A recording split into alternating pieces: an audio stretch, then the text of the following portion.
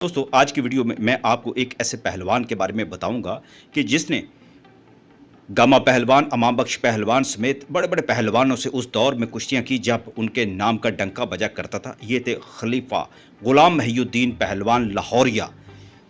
इनकी एक मैं आपको कुश्ती का वाकया सुना दूं कि अमां बख्श पहलवान रुस्तमे हिंद के साथ उनकी एक कुश्ती हुई थी जिसमें अमां बख्श ने उन्हें 22 पुट्ठियां मारी थी, लेकिन एक छलावे की तरह खलीफा गुलाम महिउद्दीन हमेशा अखाड़े में जब गिरते तो सीधे होकर खड़े हो जाया करते थे, इसलिए कि उनकी फुर्ती बहुत ज़्यादा थी, बहुत ज़्यादा फुर्तीले पहलवान थे खलीफा गुलाम महिउद्दीन। आपको एक और मैं मज़े की बात बता दूं, मैं उनके ख़ानदान के अफराद से मिला हुआ हूं।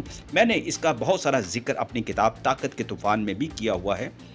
और खलीफा गुलाम महिउद्दीन के ख़ानदान के एक फ़र्द ज़कीउद्दीन पाल बड़े मशहूर पाकिस्तान की एक शख्सियत गुजरे हैं। इन्हीं के ख़ानदान से खलीफा गुलाम महिउद्दीन थे। खलीफा गुलाम महिउद्दीन के बारे में एक बात बड़ी मशहूर थी कि वो कुश्ते बहुत ज़्यादा खाया करते थे और देसी गानी का तेल जो वो पिया करते थे और उसके बाद उसको हज़म करने के लिए बादशाही मस्जिद के मीनार पर चढ़ा करते थे और कम से कम 100 बार ऊपर और नीचे आया करते थे। पसीने से शराबूर हो जाया करते थे। पूरे लाहौर का वो चक्कर लगाया करते थे। ये रोज़ाना के मामूलात में शामिल था। ये मैं जो बात आपको सुना रहा हूँ 100 साल पहले की ये बातें हैं, 125 साल पहले की ये बातें हैं। खलीफा गुलाम महिउद्दीन कुश्ते बहुत ज़्यादा खाया करते थे। कुश्तियों के उनके दिन थे और अमां बख्श के साथ उनकी एक कुश्ती रखी जा रही थी, जो उनके इसरार पर ये कुश्ती रखी गई थी। उन्हीं दिनों एक जहरीले सांप ने, जब वो कामरान की बारादरी के पास जोर कर रहे थे, उन्हें डस लिया और अखाड़े के दूसरे लोगों ने जब ये देखा, शागिर्दों ने देखा कि एक जहरीला काला नाग दांत जमाए उनकी पिंडली के ऊपर कश्मकश में गिरफ्तार है, तो खलीफा साहब मुस्कुराते रहे, खलीफा साहब खड़े रहे, उनके चेहरे पर कोई तासुर नहीं उभरा।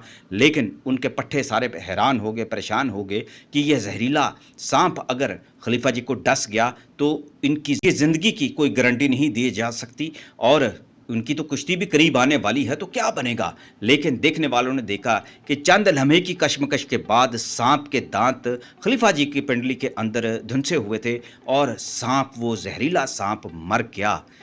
बाद में उनके ख़ानदान के अंदर ये बात रवायत की तरह फैली थी कि खलीफा को कोई सांप भी डस लेता था तो वो खुद ब खुद मर जाया करता था, क्योंकि खलीफा ने अपने वक्त में बहुत ज़्यादा कुश्ते खाए हुए थे और उसका असर ये था कि उनके जिस्म के अंदर बिजली की तरह हरारत थी, फुर्ती थी और वो जब भी अखाड़े में उतरा करते थे उनका उतारा देखने वाला होता था।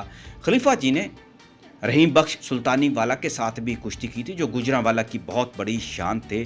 खलीफा जी ने अपने दौर में बड़े बड़े पहलवानों को भी तैयार किया, लेकिन कहा जाता है कि वो जवानी में ही इस दुनिया से रुखसत हो गए थे।